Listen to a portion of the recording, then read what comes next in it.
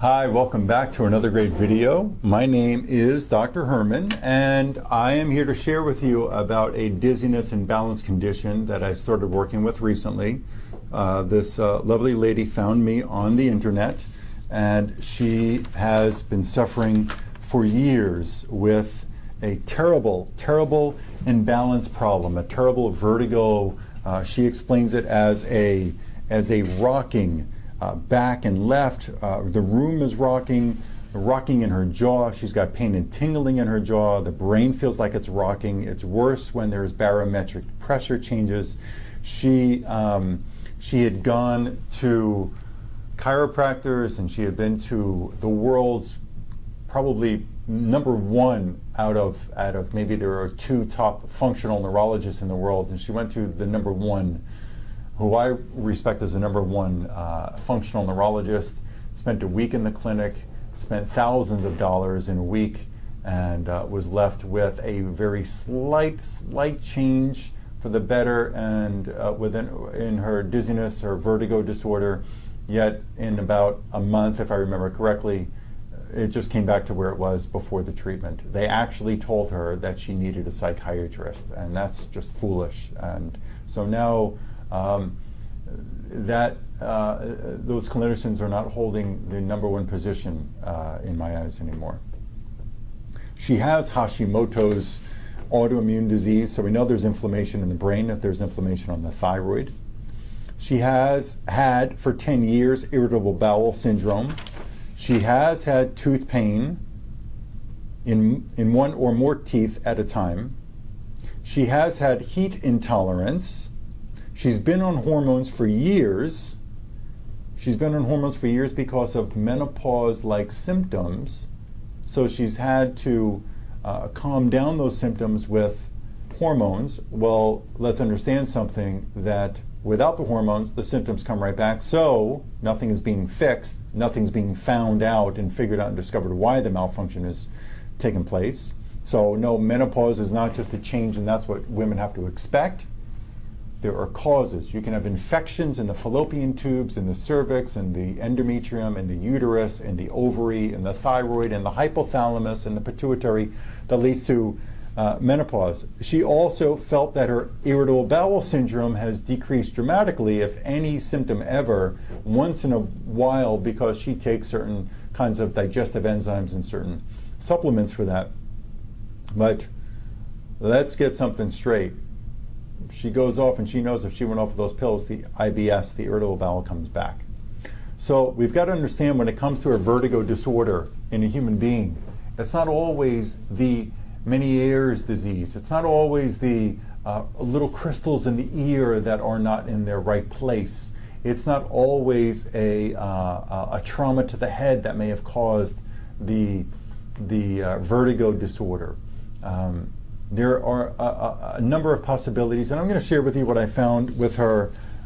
She's also pre-diabetic, she says. I mean, there's a number of different symptoms here that we don't have to go over right now, but I'm going to tell you, I did an initial scan on her when I first got to examine her, and I found in her cerebellum of her brain, which is the number one controlling part of the human brain, controlling balance. Cerebellum is in control of that. The cerebellum has Babesia parasitic infection. It had Lyme Borrelia burgdorferi infection, multiple parasitic Helminth flukes, compounds of mercury from her teeth, and she still has the mercury in her teeth. She's afraid to get them out, but she's starting to realize they need to come out, but by the right doctor, in the right way, in the right time.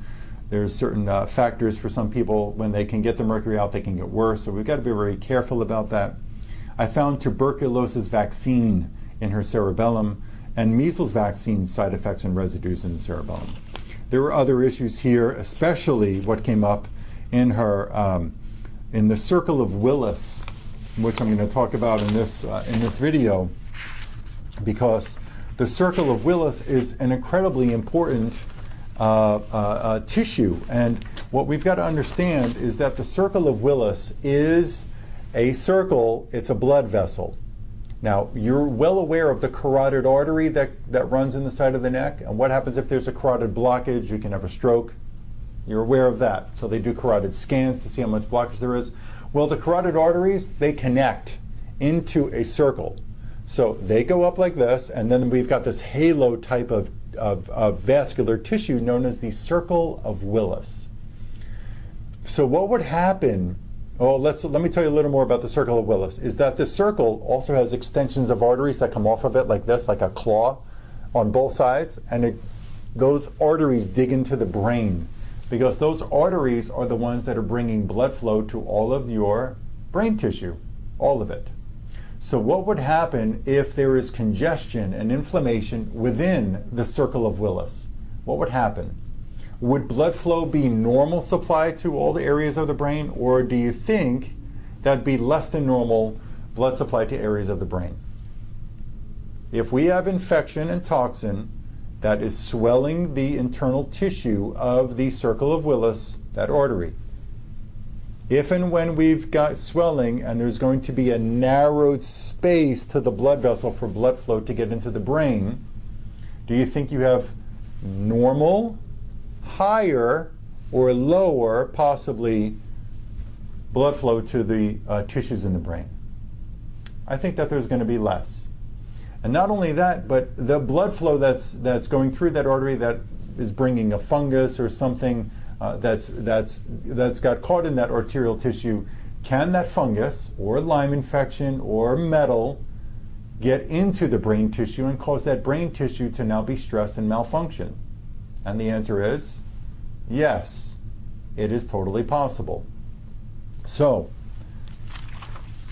in our first step, we had to do things just for her spleen. And she couldn't understand clearly and wanted to see results like that, but sometimes the body just doesn't do that. We've got to listen to the body, and we've got to see what its wisdom is ready to do for itself.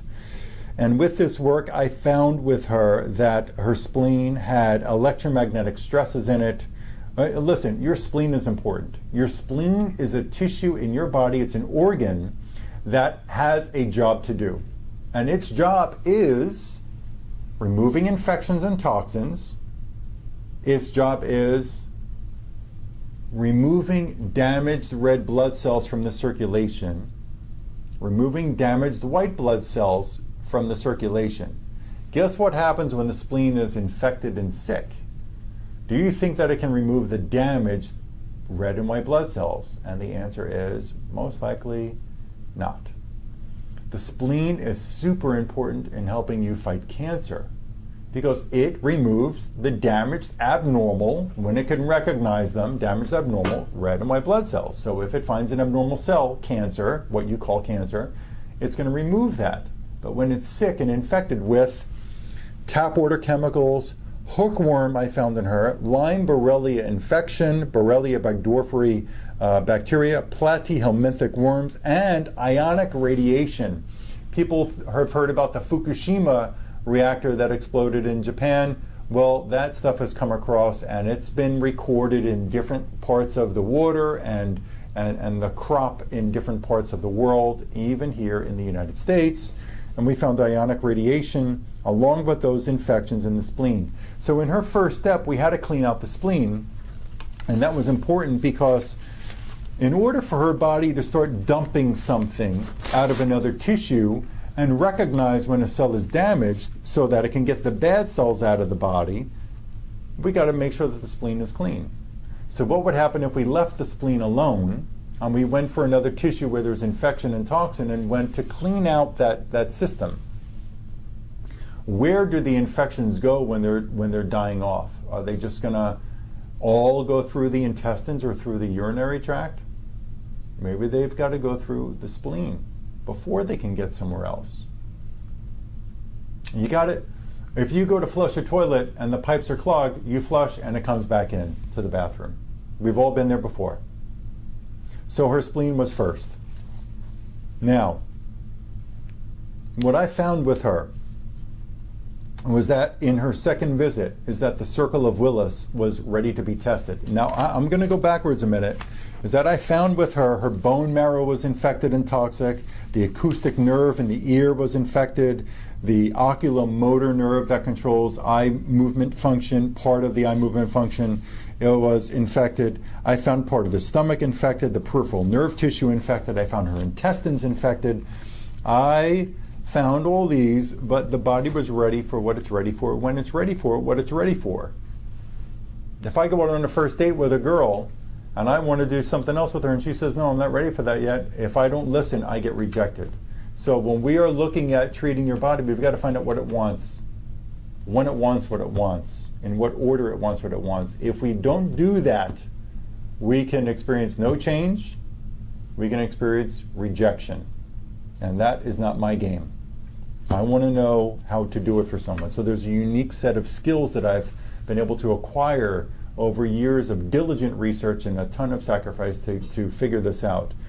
In her circle of Willis, I found that itself, it needs some repair remedies. We can actually make remedies of the exact tissue and give somebody a drop of that remedy to help boost the function of that circle of Willis in this case. I found with her electromagnetic stress in the circle of Willis. I found the Borrelia burgdorferi infection in her circle of Willis. I found multiple fungus infections in that circle of Willis. I found iatrogenic chemicals in her circle of Willis. I found multiple intracellular bacteria and parasitic infections in that artery.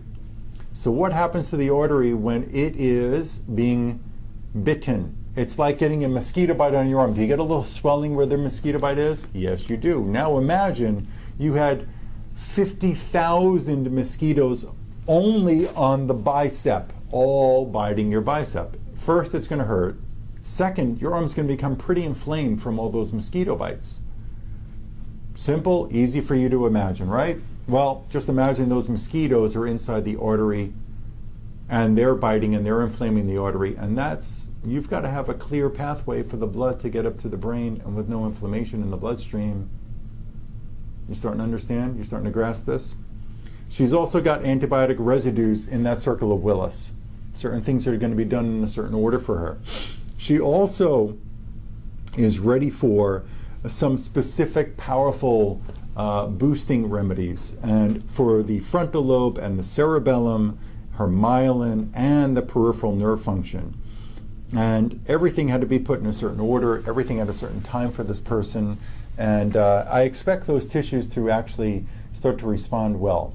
This is not going to clean up her whole system, because she's got infections in the bone, she's got the teeth that have metal in them, she's got infections in the intestines. It all needs to be relieved, because you can have an infection in your intestines and in your bone and it causes a brain problem. It can. I've seen headaches disappear, chronic migraines disappear, where I found infection in a vein in the leg and removed that, and all of a sudden there was major reduction in the head pain. She's also getting specific formulas to help her with her ovaries and her pituitary gland in this round, because we've got to be able to fix the cause of the endocrine disorder, because with an endocrine disorder, when we have an endocrine disorder, we have an everything disorder, because when the hormones are out of balance and those systems that create the hormone balance is imbalanced, the immune system, the endocrine system, the nervous system, the brain chemistries, everything is connected. So like a domino effect, when the hormones are out of balance and that falls, the immune system, nervous system, everything becomes stressed. I'll follow up with her again in 2 weeks. She starts those remedies now. Today is, I think it's June 22nd, the day after Father's Day in 2015 that I'm making this video. And she'll be starting those, and we'll just wait and see the outcome. And maybe she'll start to respond with some relief of her brain issue, and maybe not. And I just don't know in what order things are going to happen. I don't have a crystal ball. I'm not God. But I'm going to tell you something.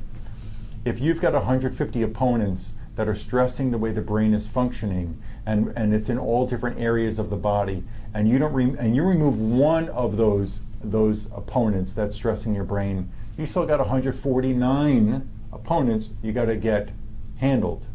If all 150 are causing the balance disorder, you're going to notice some changes over time. She'll notice changes over time, but I don't know when complete relief occurs. Does it occur when she only has 10 invaders, 10 opponents that she's got to deal with? Or is it, where she's got to get the mercury out of the brain? That could be. And we can't get that out of the brain until the teeth are handled, which I've made a very clear discussion with her. So I'll share with you the updates as we go along with her.